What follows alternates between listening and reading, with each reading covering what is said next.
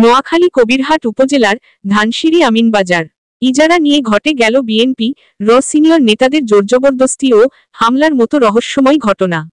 আমিনবাজার ইজারা নেওয়ার জন্য নোয়াখালীর প্রায় ৪৯ জন ফর্ম সংগ্রহ করে, কিন্তু বিএনপির সিনিয়র নেতৃবৃন্দরা সমন্বয়ের কথা বলে ফরমগুলো জোরপূর্বক নিয়ে নেয় এবং পরবর্তীতে সিদ্ধান্ত হয় ভুক্তভোগীর নামে ইজারা নেওয়া হবে। কিন্তু এর পরের ঘটনা শুনুন ভুক্তভোগীর মুখে। উনি আওয়ামী লীগে যোগদান করার 18 সালের নির্বাচন, তখন আমি বিএনপি যে ঐক্যফ্রন্টে জোট করেছে, ঐক্যফ্রন্টের ঢাকা মহাসমাবেশে যোগদান উদ্দেশ্যে ঢাকা যাই। ব্যারিস্টার মধু আহমেদ আমাদের শ্রদ্ধেয় প্রয়াত নেতা, ওনার চেম্বার হতে নেমে আসি। হোটেলে খাওয়ার সময় আমাকে পুলিশ অ্যারেস্ট করে, রিমান্ডে নেই। পুলিশের গাড়ি ভাঙচুর ও অগ্নিসংযোগে মামলা দিয়ে জেলে পাঠায়। আমি 94 দিন জেলে ছিলাম। নির্বাচন 18 সালের 30 ডিসেম্বর নির্বাচন পরবর্তী 19 সালের 5 ফেব্রুয়ারি ব্যারিস্টার মধু আহমেদ স্যার আমাকে হাইকোর্টের থেকে জামিনের মাধ্যমে ঢাকা কেরানীগঞ্জ কেন্দ্রীয় কারাগার হতে বাইর করে আনে। পরবর্তীতে আমার নামে একে একে ঢাকা বিভিন্ন থানায় 9টি মামলা হয়। সবগুলো মামলায় ব্যারিস্টার মধু আহমেদ স্যার আমাকে হাইকোর্ট হতে জামিনের ব্যবস্থা করেছেন। এই 5 আগস্টের পরে আমাদের সেই যারা যে নেতা দীর্ঘ 15 বছর বিএনপির জন্য কোথাও 5 টাকা চা এক কাপ, এই বিএনপির পিছনে ওনার অবদান নেই। তারপর উনি আসছে, বিএনপি পরিচয় দিচ্ছে, বিএনপি। আমরা ওনাকে বলছি আপনি আমাদের সাবেক দলের সিনিয়র নেতা, আপনাকে অবশ্যই সম্মান আমরা করব আছে। কিন্তু দেখা যাচ্ছে উনি ওনার চাহিদা মাফিক বাজার থেকে ওনাকে বড় একটা অঙ্ক দিতে হবে, যেটা ওনাকে সর্বপ্রথম পর্যায়ে 1 মাসের মধ্যে আমি 18,500 টাকা ওনাকে দিয়েছি, যা ম্যাক্সিমাম অংশ বিকাশের মাধ্যমে দিয়েছি। সেটা প্রমাণ সহকার আছে, যেহেতু বিকাশে দিয়েছি।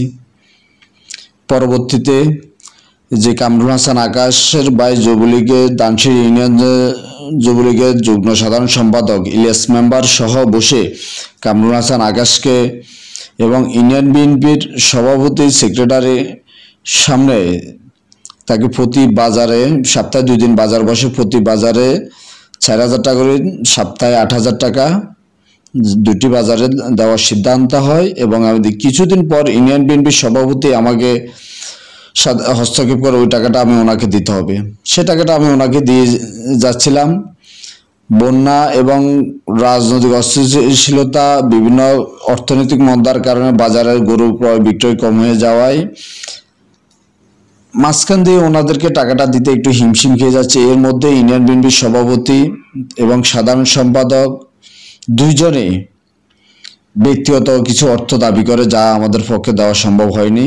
আয়ের সাথে আমাদের ব্যয়ের সামঞ্জস্যতা না থাকায় আমাদের আয় থেকে ব্যয়টা দেখা যাচ্ছে পরিমাণ বেশি হয়ে যাচ্ছে। আমরা ওনাকে ওনার চাহিদা মাফিক টাকাটা দিতে পারি নাই। উনি আমাদের উপরে ক্ষিপ্ত হয়ে যায়। কিছুদিন আগে বাজার যখন নতুন করে ইজারার সিদ্ধান্ত উপজেলা প্রশাসন জানায়, নোয়াখালী জেলার প্রায় 46 জন সম্ভবত ইজারা ফরম সংগ্রহ করে, তার মধ্যে আমিও একজন। আমাদের বিএনপি সিনিয়র নেতৃবৃন্দের সিদ্ধান্ত মোতাবেক ওনাদের নির্দেশক্রমে আমার ইউনিয়ন বিএনপির সভাপতি আবুল খায়ের ভাইয়ের বাড়িতে আমি বিগত 11 তারিখ বিকেলবেলা যাই, বৈঠকে বসি এবং সবাই সম্মিলিতভাবে সিদ্ধান্ত করে এক নামে ইজারা নেওয়া হবে এবং সবাই থেকে ফর্মগুলা আবুল খায়ের ভাইয়ের কাছে জমা থাকবে।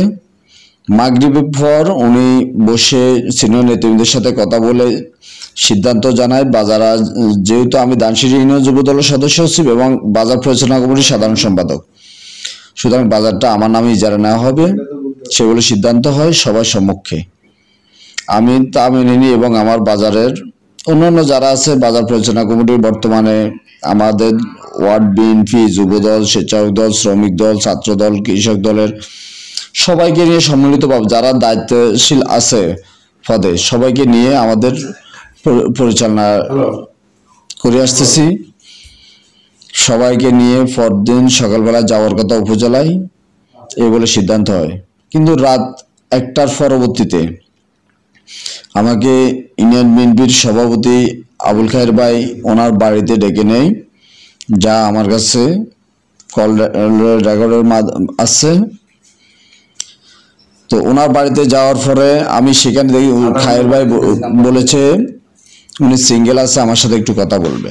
কিন্তু আমি সেখানে গিয়ে দেখি সেই আবুল খায়ের ভাইয়ের বাড়িতে ইউনিয়ন বিএনপি সাধারণ সম্পাদক মোশাররফ মেম্বার, সাংগঠনিক সম্পাদক নদীর মাস্টার, দানশিরি ইউনিয়ন যুব দলের যুগ্ম আহ্বায়ক ফজলে রাব্বি, সেই আমাদের অনুপ্রবেশকারী সাবেক বিএনপি নেতা জলিল রহমান মানিক, তার সাথে আরেকজন আছে বেলাল, যে একবার আওয়ামী লীগ একবার চরমোনায় এখন আবার বিএনপি দাবিদার জড়িত। ওখানে আছে আমাকে আমার সামনে 3টি সাদা স্ট্যাম্প, অর্থাৎ কোনো লেখা নেই, ওই 3টি স্ট্যাম্পে স্বাক্ষর করার জন্য আমাকে জরুরি। তখন আমি তাদের সাথে তর্ক বিতর্ক করলে আমাকে তারা অস্ত্র ঠেকায়, স্বাক্ষর করতে বাধ্য করে। আমি স্বাক্ষর করি।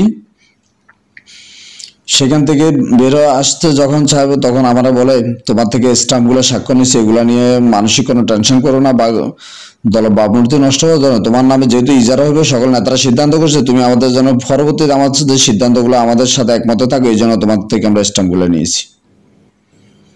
যাক, তারপর আমি মানসিকভাবে একটু বিমর্ষ হয়ে পড়ি। সেখান থেকে বাড়িতে আসি, সেরি খাই।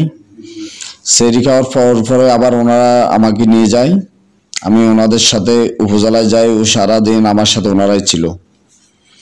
ওনাদের সিদ্ধান্ত মোতাবেক আমার নামে বাজারের সর্বনিম্ন মূল্য 65,000 টাকা, ওনারা নির্ধারণ করছে 67,000 টাকা ইজারা ফর্ম জমা দিবে, তা জমা দেওয়া হয়।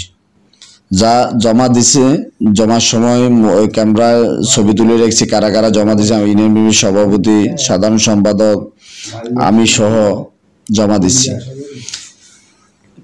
জমা দিয়ে পরবর্তীতে যখন বাজার ইজারা ঘোষণার সময় আসে তখন দেখি যে যেখানে একটি ফর্ম জমা হবে সেখানে দেখি 3টি।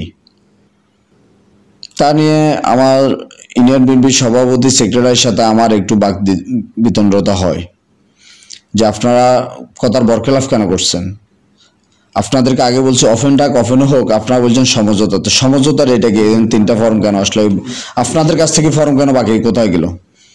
তখন ওনারা হাসতেছে, উপহাস করতেছে আমাকে নিয়ে। তো আমি সেখান থেকে নেমে আসতেছি, আর কিছু করার নাই।